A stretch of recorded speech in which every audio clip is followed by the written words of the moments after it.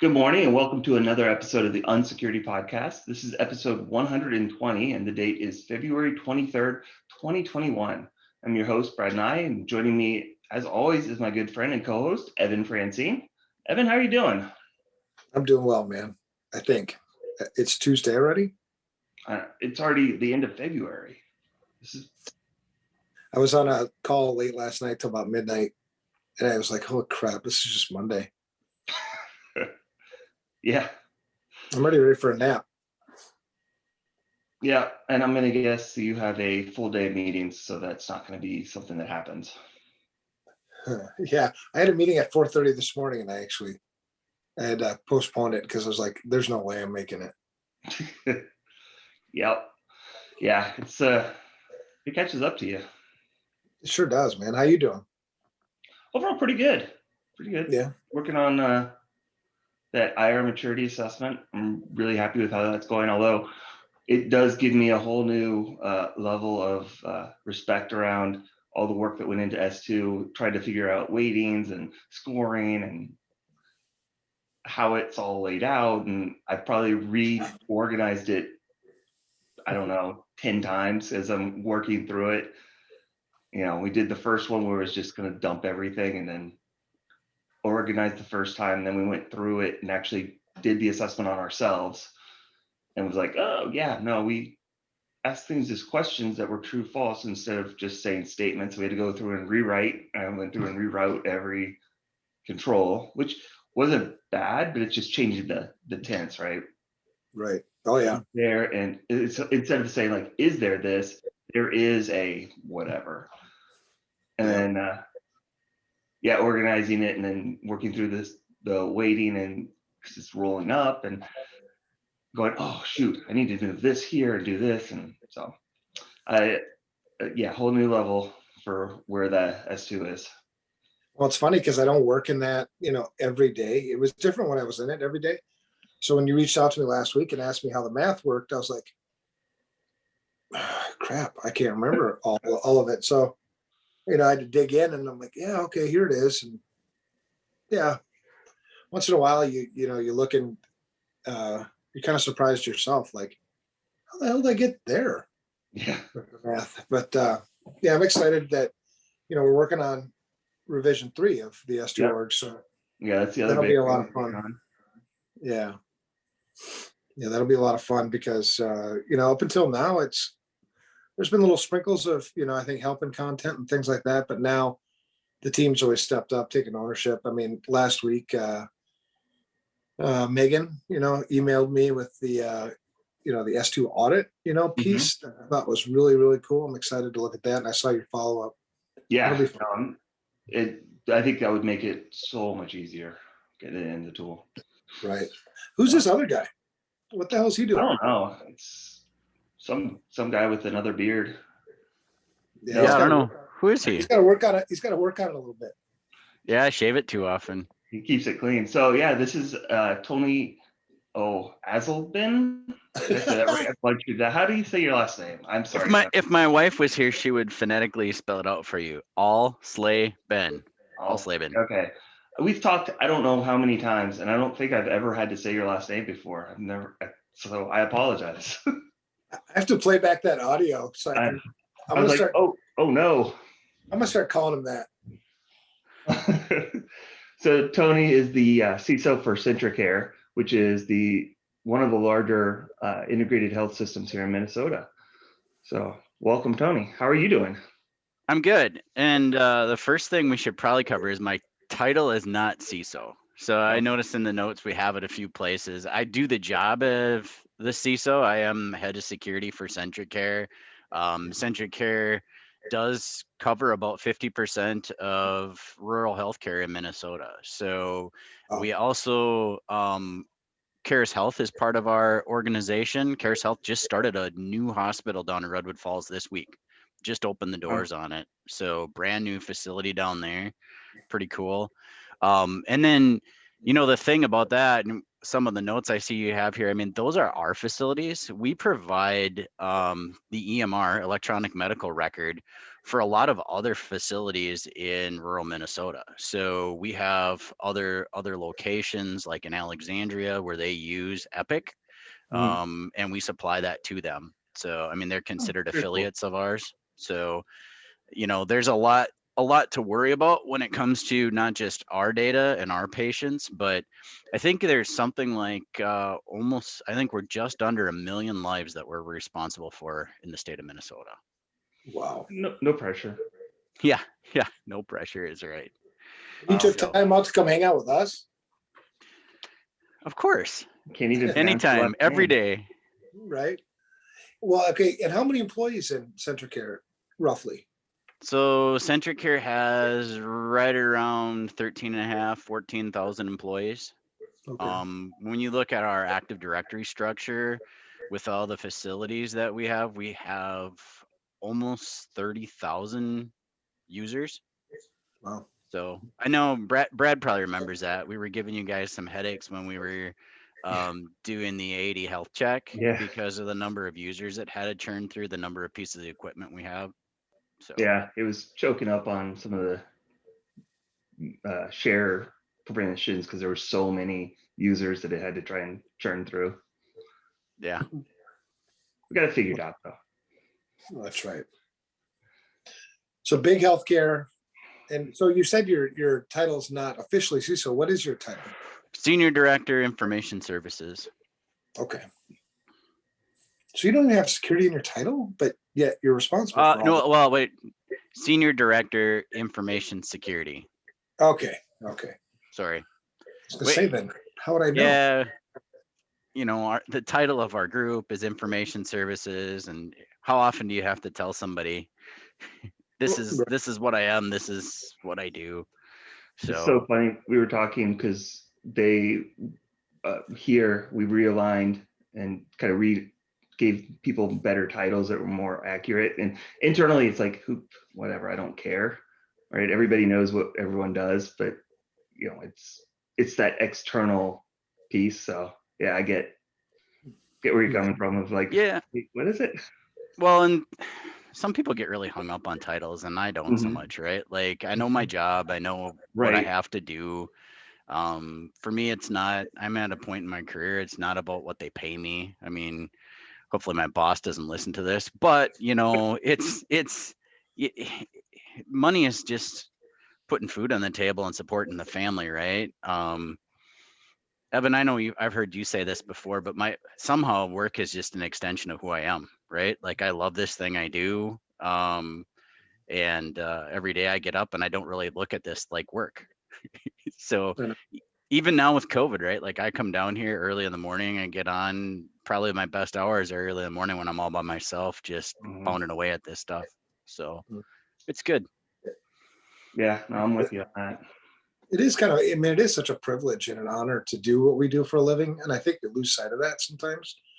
If you don't feel, if you don't feel some semblance of what you just described, maybe you're not doing the right thing. You know what I mean? Because you think about, like, in your job, Tony, you mentioned 1 million lives, right? So you're making decisions about information that isn't yours, but has the ability to affect 1 million different people.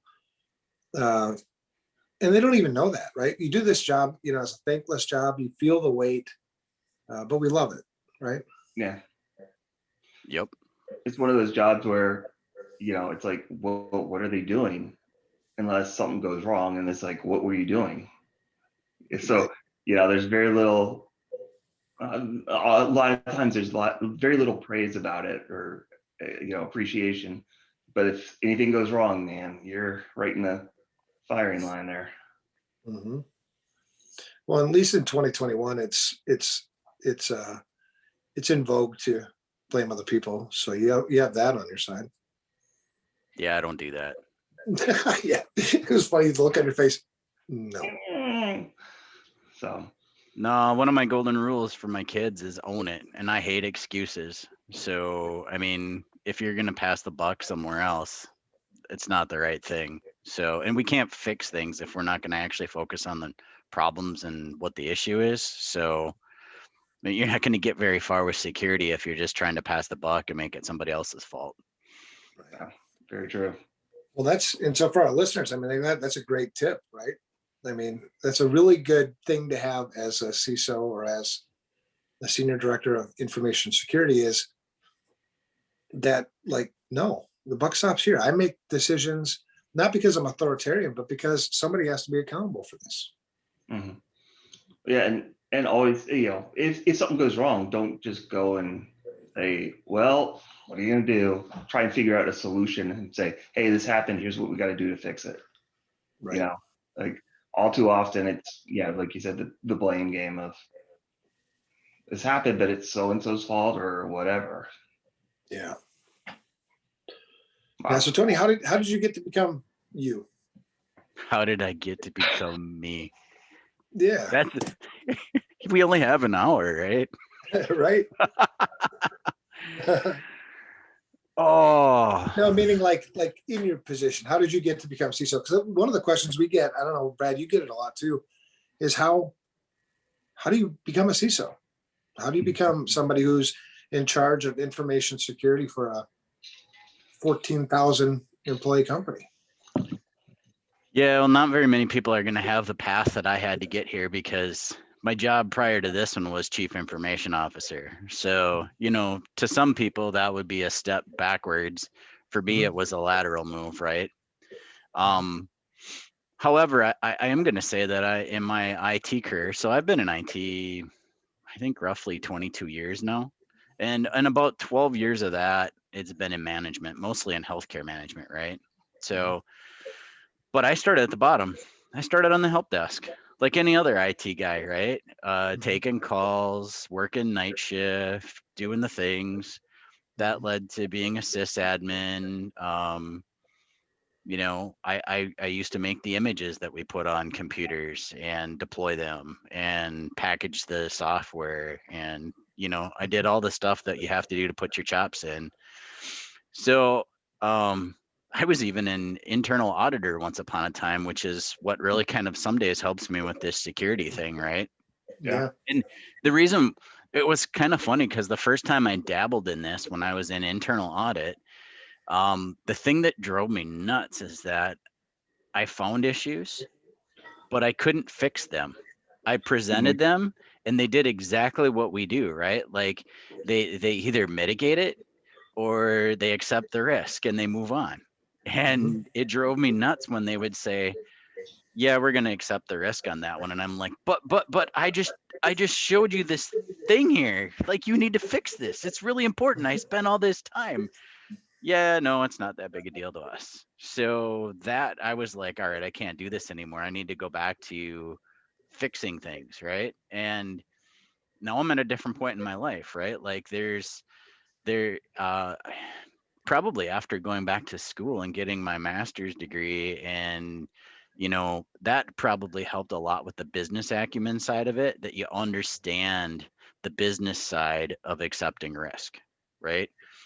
And so that's really, at the end of the day, even though we're covering 1 million lives, right? We're running a business, right? And there's certain things a business has to do to stay afloat. And some of those things are things people just don't understand, right? When they see you do something and they're like, what do you mean you're doing that? Well, I'm sorry, but this is what we have to do to stay afloat and to be able to continue to care for people. Yeah. So, at any rate, so that was kind of ultimately, a lot of my time was spent in manufacturing. I used to work for Hutchinson Technology Incorporated, 14 years. I spent most of my tech life at the beginning there, and then ended up Glencoe Regional Health Services as their IT director. From there, I went to affiliated community medical centers, where I became the CIO. And we merged with Rice Hospital to create Caris Health, which purchased by, merged into CentraCare. And you know how integration goes, right? Like, we only need one CIO. Ultimately, I work with Amy Porwell, who's my boss, CIO of CentraCare. She's a huge job. And the security role at CentraCare hadn't been filled in a long time, and they needed somebody to step up and say they'd do it. And I'm like, And I was kind of looking at how we were going to go about filling it, and we were going to grab somebody from inside potentially because we weren't able to find the right candidate externally. And I was like, you know what, I can do that job. I'll do it. Yeah. And I'm so happy that I did, because it's great. One of my favorite things is leading people, and to watch these people who have kind of known where they wanted things to go for a long time, kind of rally behind me as a new leader and be like, yeah, finally we're going to do some of this stuff. Yeah, we're going to turn on PowerShell logging. We wanted to do that years ago, right? Like, it's just, Right. that's kind of some of the fun stuff, but you see it. The hard part about it is a lot of the things that we need to work on, they've been harping on people for so long that they're kind of deflated, right? And like, I'm just the next guy to tell them we're going to do it. And so at this point, I think they're like, yeah, I don't really think he can get it done. So it's all about getting it done now, right? Yeah. That's a fun challenge, right? Because they've been hearing it, and then now if you get to actually get it done, it's a pretty nice feather in your cap. Yeah, it is. But Well, selfishly, Tony, I'm glad you took the job too, because that was about the same time you reached out to me. You know what I mean? And we had these early morning coffees because, and then I think we fostered a really, in my opinion, a really solid friendship, because the first time we met was way back when you were in Glencoe. And that was what, 8 years ago, 9 years ago? I mean, that was a while ago.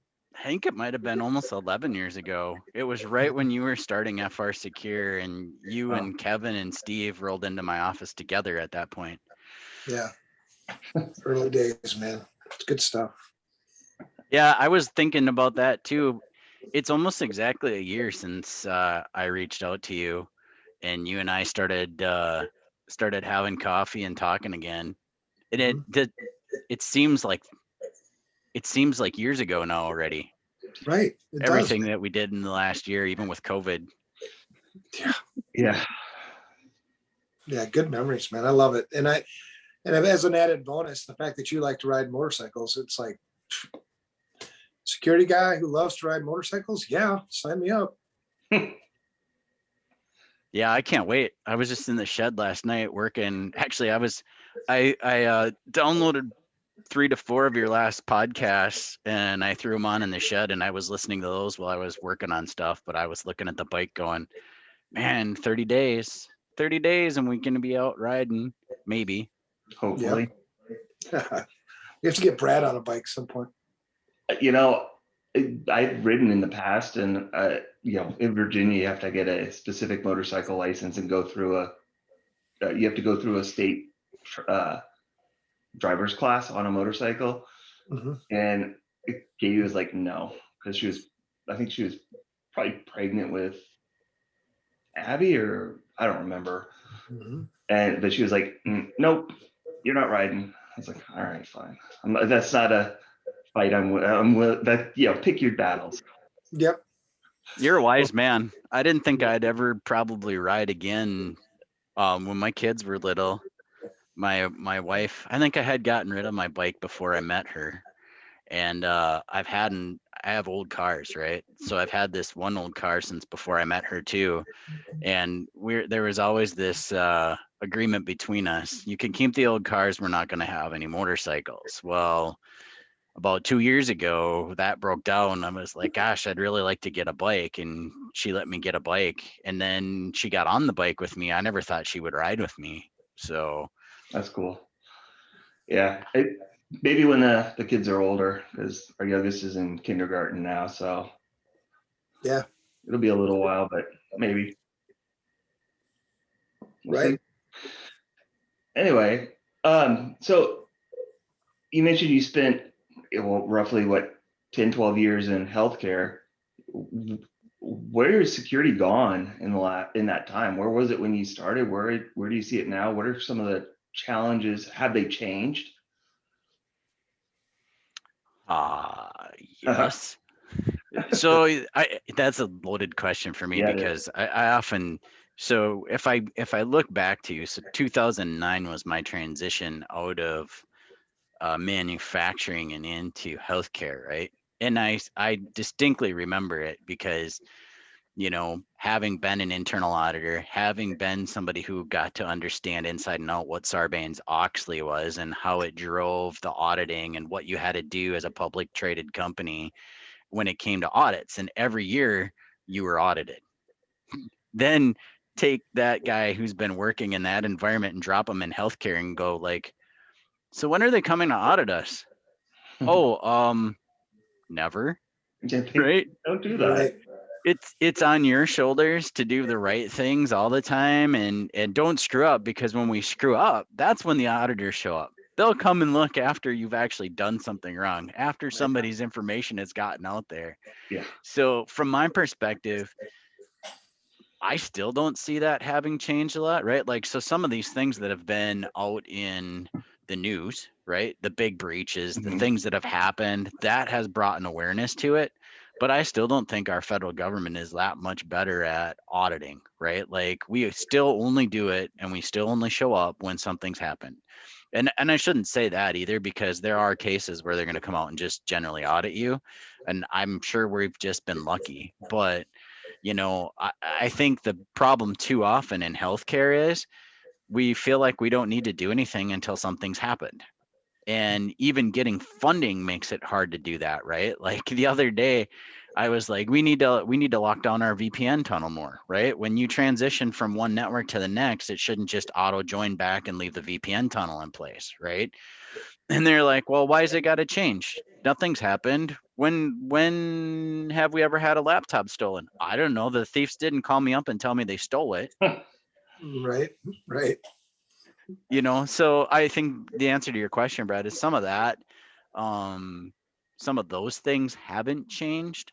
However, one of the biggest things I saw happen this last year is that healthcare scare we had, right? Like, there's this ransomware that's going to shut everything down in however many days. And Evan, you and I, we were going back and forth on this thing, right? Like, hey, there's this thing. I hear it's out there. Just a heads up, blah blah blah. And so there's like, it's like you think Armageddon's about to happen, and it Yeah. never does, right? Mhm. But it allows people like FRSecure and companies, finally where you guys are being heard, right? Like, what are the things you should do? Oh, well, do the basics, right? Air Mhm. gap your backups. You know, do you know where all your assets are? Visibility and control, right? Can you Yep. see it? So, and I know one of your questions for me too, Brad, is what's one of the greatest challenges? And that's it, right now for me is seeing everything, right? And probably our biggest offender is some of our medical devices. Those devices, the last thing you'd want is for a bad actor to take over a CT scanning machine or an MRI while you've got a patient in there or something like that, right? Well, and I can speak from experience when the DEF CON last year, one of the things was the biohacking village that we did, which was hacking medical devices. And it was disturbingly easy. Like, I am in no means a good pen tester, and I was able to do things to uh, pumps and all this other stuff that it's like, oh my god, if somebody were to get in and do it wouldn't take a whole lot for like Eric or one of those guys. They were crushing those things, and it's disturbing. Well, a lot of those things, they don't, I mean, they'll do the whole password thing on there, right?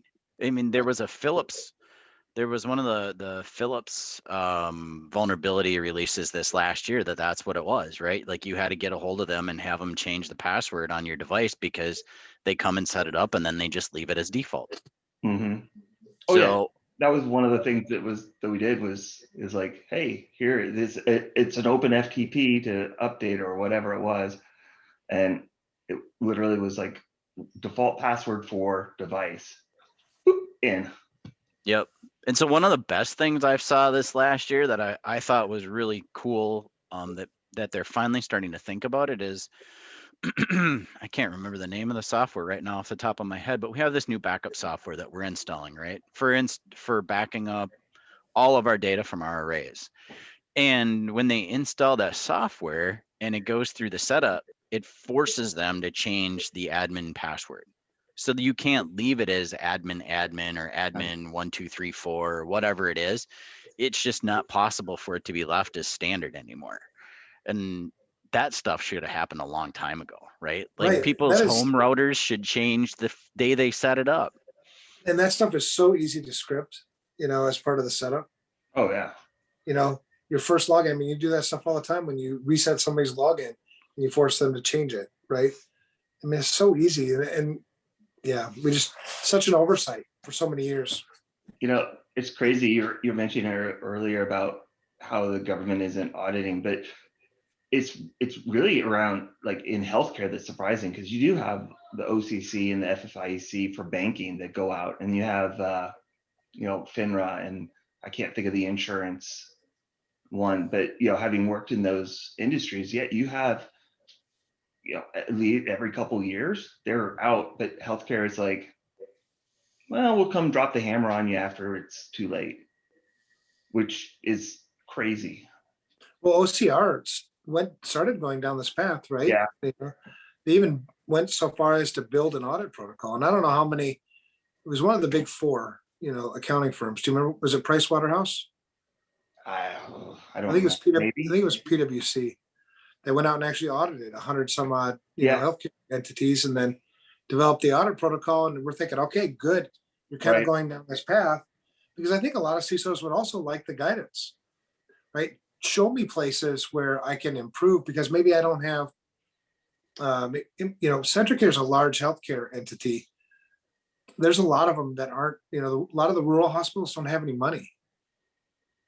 They Well, just, it's always having been a government entity help you is actually a good thing sometimes. right. Well, and I mean, even for a CentraCare, anyone getting an independent set of eyes on things, because when you're in there working day to day, it's so easy to just kind of miss things, right? Because this is how it works, and getting that third party to come in and say, hey, did you notice that? And you're like, oh no, yeah, I should fix that. I Right. mean, it's very helpful. Do you guys know why? I mean, I never really actually dug in and or heard why the OCR dropped. It this was initiative. it was right at the transition from the last in 2016 from the Obama to Trump. There was during that transition, it just kind of went away. Because that's how they operate today too, right? They only do investigations. They don't do audits. They do investigations. And when they come knocking, there's two things that are guaranteed: a corrective action plan and some kind of monetary fine. Well, 3, you're going to have a bad day. Right. Well, and it's funny because I've worked with enough hospitals or healthcare organizations to go through this. If you want to reduce, the fine and make that corrective action plan as, I think, manageable as possible, just be really nice. Oh, And comply. Yeah. Make the auditor's life as easy as possible. That is Right. always the rule, no matter what. So it doesn't even come down to security. Like, it's just like, yes, sir. Yeah, let me go get that for you. Hold on. Yeah, because Yep. I've seen it the other way too. I've seen people that have a lot of pride that, kind of stand up to the OCR. It doesn't go well. Usually doesn't when auditors don't tend to have a good sense of humor, in my opinion, in my experience.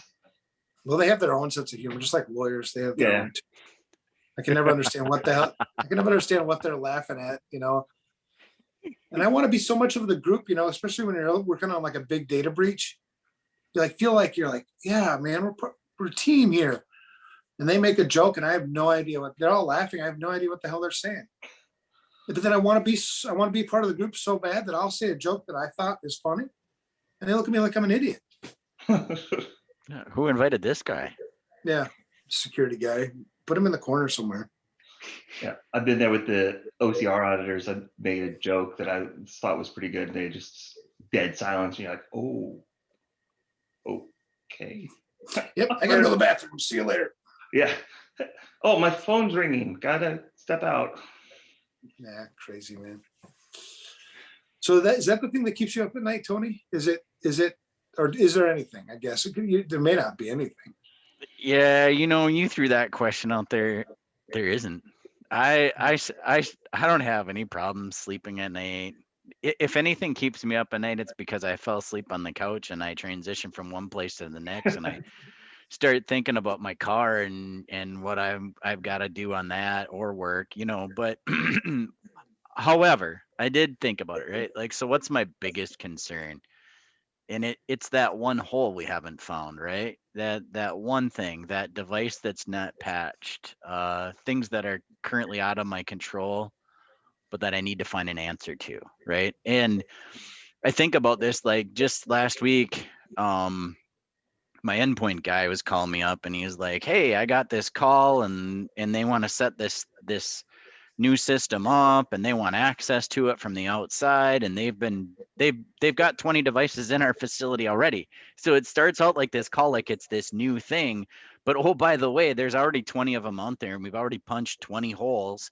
And the reason why I'm calling you is it's this IoT device, and it's a Windows-based IoT device, and they don't turn automatic patching on it. And so they basically patch it up to snuff, and then they leave it and they walk away and they don't patch it again until somebody calls and says they have to do something. And I'm like, and he's calling me now because, hey, finally we've got a security guy. So he's like, "Hey, we don't support that, right?" I'm like, "Yeah, no." "Well, what do I tell him?" "Tell him it can't be on our network." "Well, we don't really have a policy that states that." "You're right. We don't really have a policy that states that, but we do have a policy that states that we patch stuff so we can hold them at least to our own standard.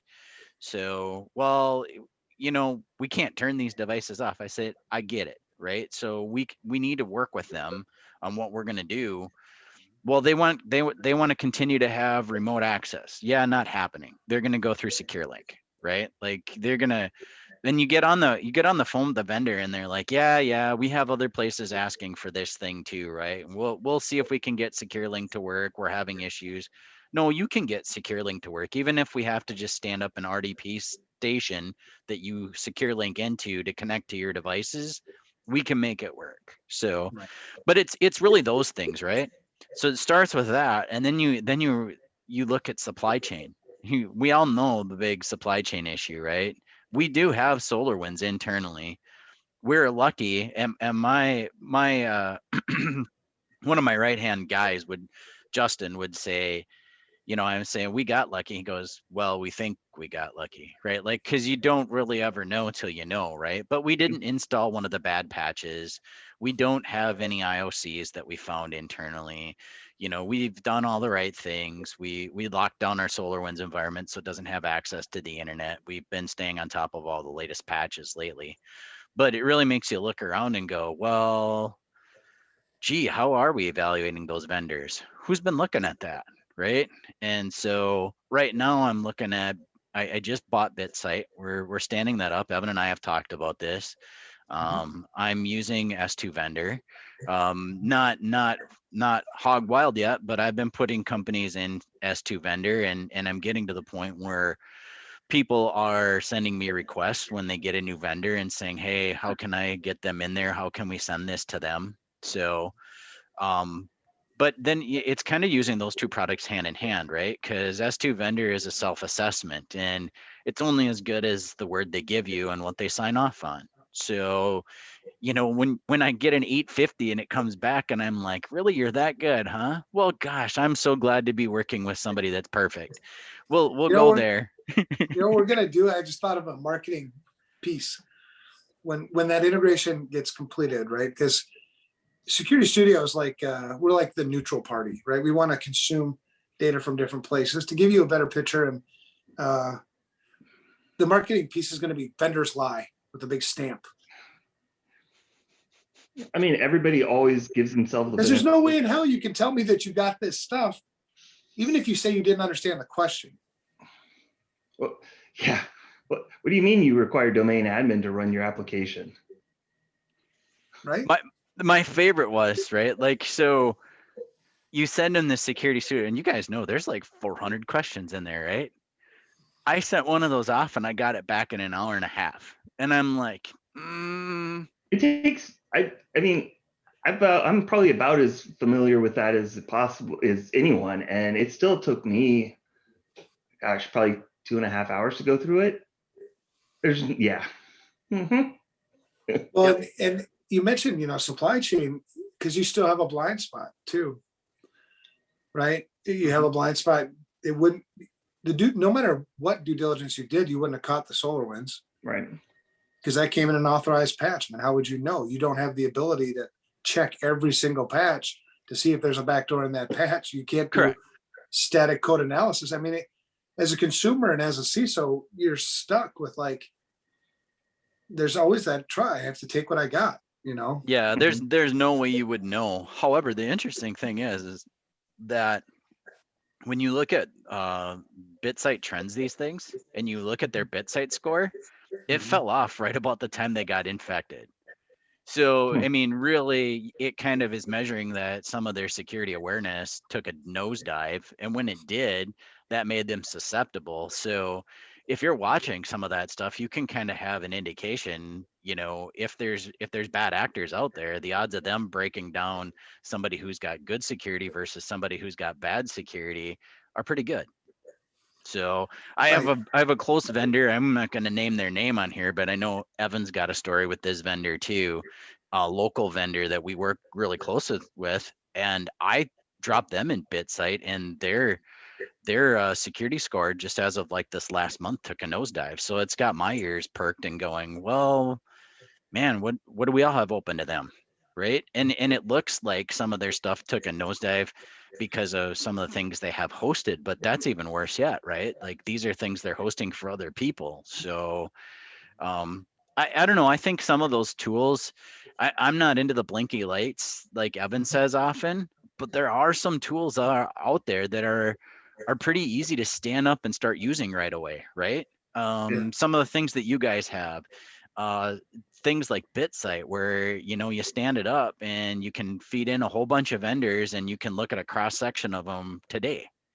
So I mean, I support stuff like that, and not only that, but I think they're getting some of their pricing model figured out, right? And it's not so expensive. There's other things that we have to do that are really expensive, but that still doesn't mean we don't do them. So Well, I think the point is as a CISO, you recognize where you still have those gaps, and then you devise mitigating controls, right? This has never been like a one thing solves everything. It's where I've still got a gap is because you mentioned IOCs, right? You mentioned IOCs. So there's always some sort of signature. So in the SolarWinds attack, there was a call home, right? There were beaconing, things happening. How many organizations have their egress filtering worth of crap? Very little. Right. So if you really truly understood your environment really well, and I know that this is where you're going, I would know my data flows. I would know what's legitimate traffic and what's not legitimate traffic. So if I see something, because it can even happen in a 14,000 a complex environment like yours, you can get to understand how things are supposed to be working.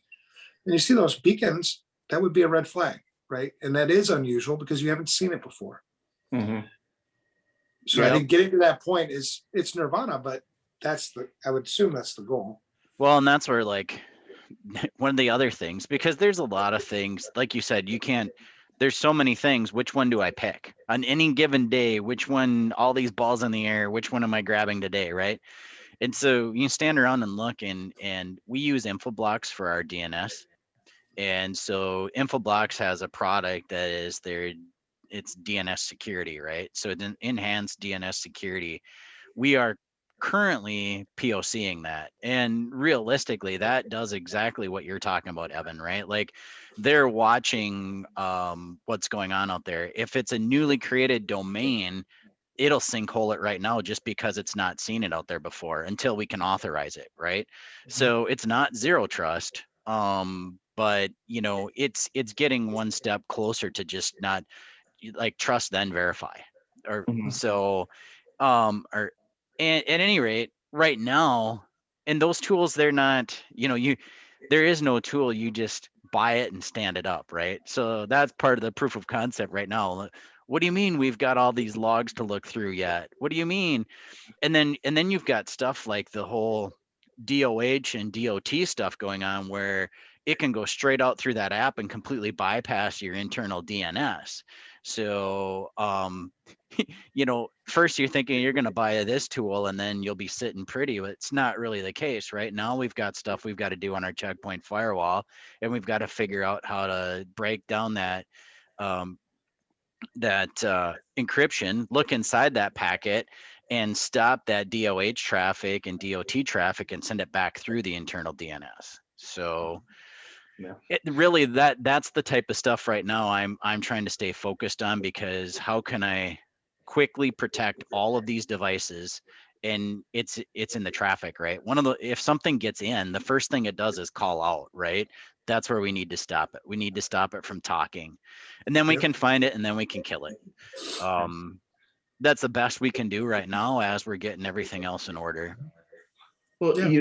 you mentioned, like, you know, you're not a fan of the blinky lights, but there are good tools, and I think that's a really important part. You know, statement. Yeah, don't buy something just because it's got a blinky light, but if you're going to buy something, utilize it correctly, and there are some really good tools out there. Yeah. Yep. Yeah, Just exactly. true story. And that's the other great thing about my organization. They did make some investments in some tools that we haven't fully stood up yet, right? But it's just investigating which ones we keep. But you know, internally we use Cisco. We've got Cisco's ICE product. We haven't fully installed it. You know, we need to get 802.1x stood up. Because that's important part of using ICE. We have Stealth Watch. So, I mean, we've got tools that we already own. We just need to get to a better capacity of utilizing them. Mhm. Yeah, for sure. Yeah. Well, that's one thing I think that makes you a good CISO too, or Senior Director of Information. I'm just going to call you CISO. So if people get offended with that, it's easier for me to say, and you serve the role anyway. And you One can of the- do that. I just wanted to call it out so people don't think I'm running around calling myself something I'm not. There you go. Genuine. I love it. And one of the things with CISO is being able to put together this jigsaw puzzle, right? You've got all these different tools, all these different people. You know, your network infrastructure looks like this. How do you fit together the jigsaw puzzle so that you start addressing those gaps? Being able to look and see, hey, I'm missing a piece here, and then go out and find a tool if you don't have, you know what I mean? It's just, it's cool to watch you work through that, because it's, you know, at CentraCare, I think it's been about a year. Yeah. March And 16th will be when I actually first came into the role. Yeah. And you've made tremendous progress just in our own conversations in that year. It's really cool to see. Yeah. Yep. Serving those patients well. Yeah, I think it's difficult time. I think it's going good right now. I'm working on my strategy, right? What is my strategy going forward? And so kind of creating that roadmap. And truth be told, I mean, the first thing I've got to focus on here, there's some of the basics we need to nail first, right? We need to do better at our asset management. I already found out internally, we can't continue to call it assets, right? They want to use the ITIL term. It's really the configured items we're looking for, which is true, right? I mean, that's what we're after in security, is the configured items. We don't really care whether or not there's an asset dollar value attached to it. So, I mean, realistically, we need both, but it's asset management, data classification. I need that asset management to be able to do better vulnerability management. Really, vulnerability management is something we need to work on. But as I've been picking apart vulnerability management, you don't have a really good vulnerability management program unless you've got good asset management.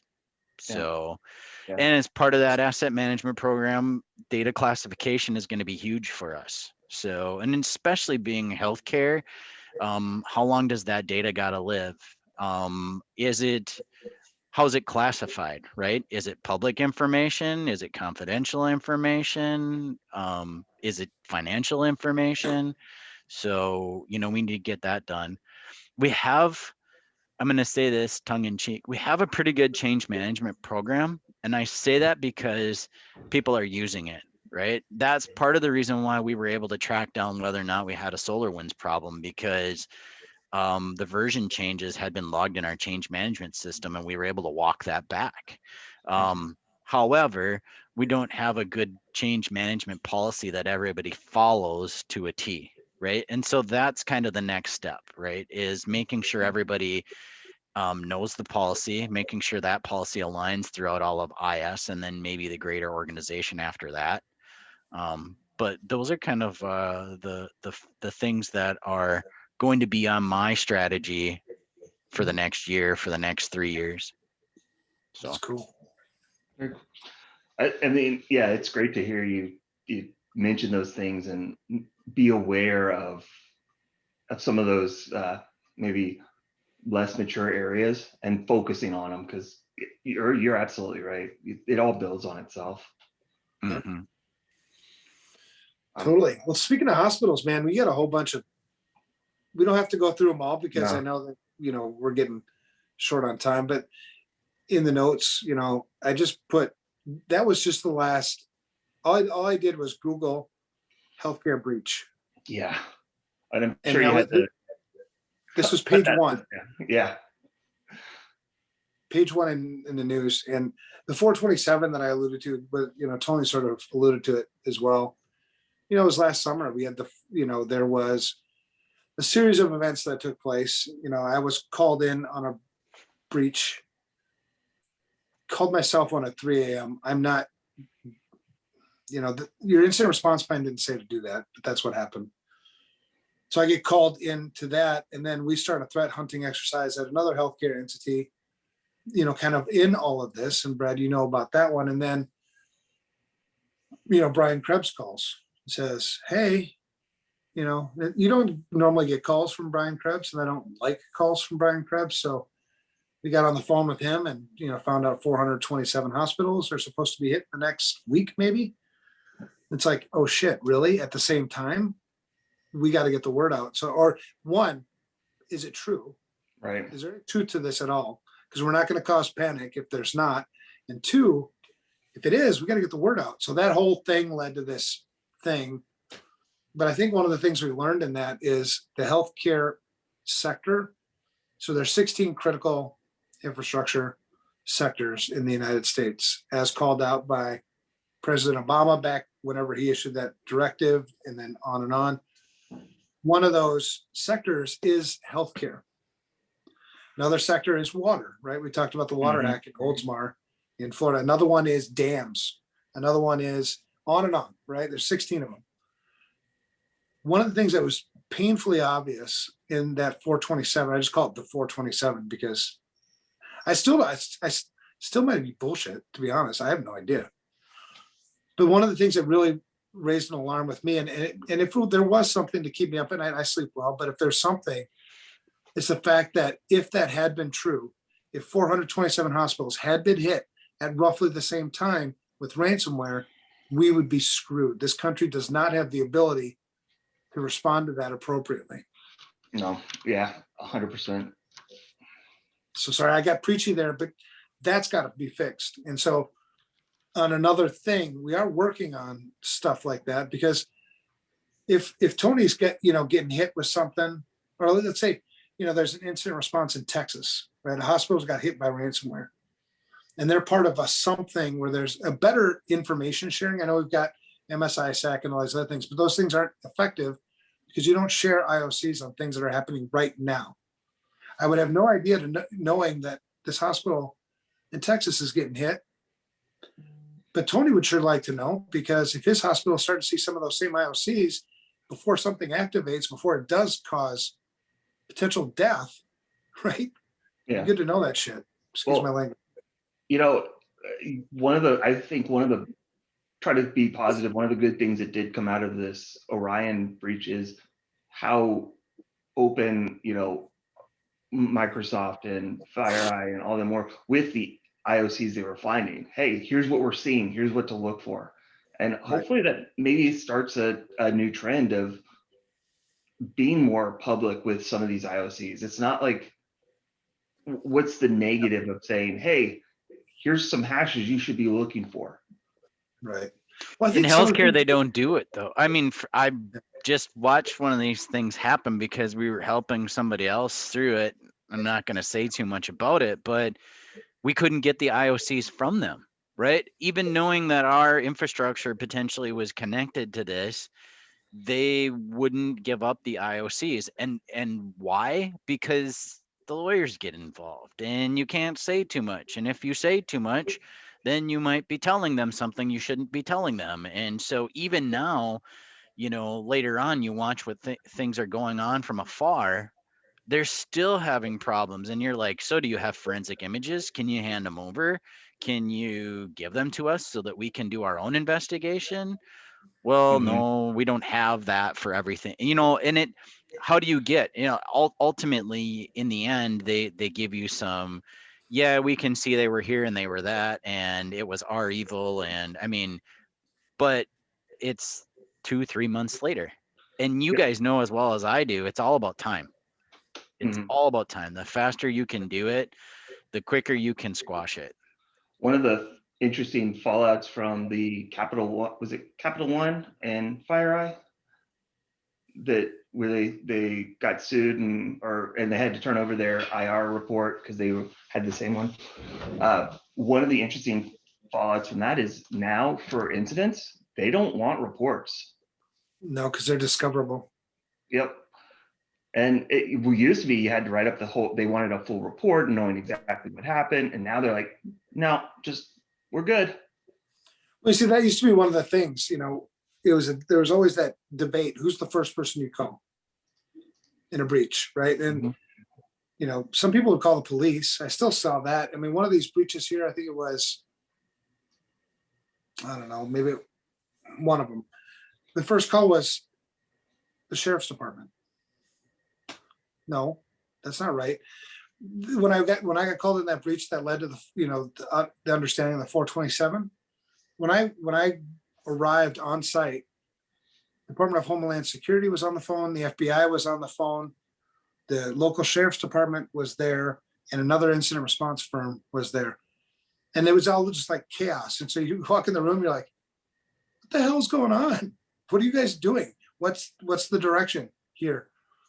But one of the things that people would say, and I still, maybe, is call your lawyer first. And the reason why they would do that was so that you would have attorney-client privilege. So my discussions with the lawyer, and they're still protected, but the reports and things, the work products and things are not necessarily. So that changes things a little bit. Mm-hmm. I mean, as a responder, it makes our lives a lot easier because the report writing is the worst part. Right. Yeah, just pay us money to do the investigation. That's the fun part. Right. I mean, we still have all of our notes and, still keep all that information, but you don't need me to organize it into a readable format that everyone can understand. Cool. Saves me 6-8 hours. Uh-oh. Yeah, looks like Evan's frozen. He's deep in thought. Yeah, at least oh, he's back. Yeah, it's my VPN that always does that. Even at home, I use VPN on my iPad. Security guy. What do I do? But on the 427. So you talk about sharing IOCs. For anybody listening, there's no confidential information in an IOC. No. There's no intellectual property in an IOC. There's no really incriminating evidence in an IOC. It's an IOC. I mean, even if there was a central repository where you could submit them anonymously, there just isn't anything really out there. I mean, you've got the virus totals and hybrid analysis and things like that, but you have to know what you're looking for to see if it's a problem. I agree with you. I agree with you guys. The problem, the crux of the issue there, though, is they have to admit, right? They have to admit that this thing happened, and here are the IOCs you need to look out for. And that's the hardest thing, is people just admitting it. And I'm okay with. I mean, I get that, but we're dealing with people's lives, and we need faster response, right? So maybe you do something where you've got some immunity for sharing your IOCs, right? IOCs specifically can't be used to prosecute or whatever you have to do. But in healthcare, we have a bunch of incident responders who are not qualified to do incident response. They're not all doing incident response the same way. They're not sharing information about their incident response. So healthcare as a sector is so fragmented and so screwed when it comes to one incident that affects a wide population, which, by the way, is the scariest thing for insurance companies too. So if you're thinking, oh, I've got cyber insurance, great. That's one way they go out of business, is when you have one event that affects a wide population. Interesting enough, I was talking with a healthcare customer last week, and they had reached out to their insurance company around their cyber insurance, and they go through one of the big players, and they were told, yeah, we're strongly considering just getting out of it. And apparently that's something that all the big ones are going, yeah, the supply chain thing is way worse than we could have expected. We're going to lose our Mm-hmm. we're not going to do it. So cyber insurance may become especially when you set the precedent that you're just going to pay these people. That was, in Right. my little world, that's okay. That might be a good decision, but in the big picture, that's disastrous. Mhm. But that's another thing that I think we can work on is how do we solve that problem? There is an insurance play here, but not the way they do it. Well, look, and I was under the understanding that the FBI was telling people that you're going to get in trouble if you pay money, right? we've had incidents where the FBI came in and said, no, you cannot pay them. They are a terrorist organization. And that's the key right there, Brad, right? We just out of a lawyer's mouth the other day, right? If they're not a deemed terrorist organization, if they're not on the FBI's list of terrorist organizations, well, then it might be easier to pay them, so we'll do that, right? So I'm like, there's this discrepancy. Why? So instead, they're a U.S. based terrorist organization. I mean, I don't know. To me, it's all the same thing, right? Mhm. Well, Yeah. at the end of the day, you bring all this stuff back. It's like the hospital's purpose is to serve their patients, right? To help people. And you got all this other stuff that's going on. It's so distracting. It's just, anyway, I'm going to preach more and I don't want to do it. So, we're running out of time. Thank you, Tony, because I know you have a hard stop here. So thank you very much for joining. Change management meeting. Yeah. Ooh. You sure you don't want to say, oh, this other one went long? Yeah. No. Thank you very much. I appreciate you coming on and talking to us. Sure, anytime. Thanks for the invite. Yeah, it was a good talk. Yeah. So yeah, I know you'll have to drop, but you can stay as long as you want. But Evan, what's going on with the vCISO handbook? Oh, vCISO handbook. Yeah, we'll be quick. We can get through this in 6 minutes. Oh yeah. Well, first of all, I appreciate your patience, Brad. I've been pulled in like a whole bunch of different directions. I need to get back on that book, but we talked about, how we're going to segment it, how we're going to break it up. And I think we've got some big players who might just insert some things into the book because I think they want to use it to set a standard for this is how vCISO stuff gets done. Tony's gotten part of that, because I think CentraCare used to be, vCISO like version 1 with FRSecure. There's so much further to go than that, right? There's so many more operational things, to drive a security program versus just be a resource, right? Mm-hmm. Lots of different stuff. I'm really excited to get that book, but right now I need to get, in the next 4 days, I need to get to a point where I just hand stuff, here's your chapter. We already talked about that. I just need to get that to you. I was glad to see you go, or you said something about it. You were running late because I was like, crap, did I miss it? Did I miss his email? Okay, good. Phew. Nope. It's all right. We've all been super busy. I honestly wouldn't have had time to really do anything with it anyway, with the R3 and CMMC work and stuff. I'm tired of work stuff. Yeah. So stupid. You guys need somebody to do a read over of that from the shoes of somebody that needs that. Send it my way. Look at this. That's cool, right? Oh man. All right. Next thing, registration for the CISSP Mentor Program. Go to our website. Last I heard yesterday morning, we had almost 3,500 people signed up. It's like 3,450 something, I think. Dang, that is so cool. So I better go sign up again quick. Even though I attended last year, I still haven't taken my test, and so last year I meant to read the book before I got to the class, and I didn't make it through there. So I was thinking this year I might try and make it through the book one more time, and then use it as a brush up before I take the test. Yeah, Yeah, I think that's a good approach. absolutely. And heck, man, you live close enough to me. You can just come hang out with me while we do it. Absolutely. Cool. Yeah, that's 3,500. That's crazy. So last year was little less than 2,500. So Yeah, 24 something. we've beaten the crap out of that, and I think we'll get over 5,000. I haven't really done much in terms of socializing, other than maybe just a couple posts here and there. But I mean, reality is we could possibly have more this year than the previous, 8 years combined?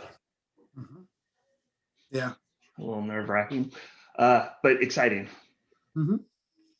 So, yeah, go to the FRSecure.com, and under, I think it's community, you can sign up for the mentor program.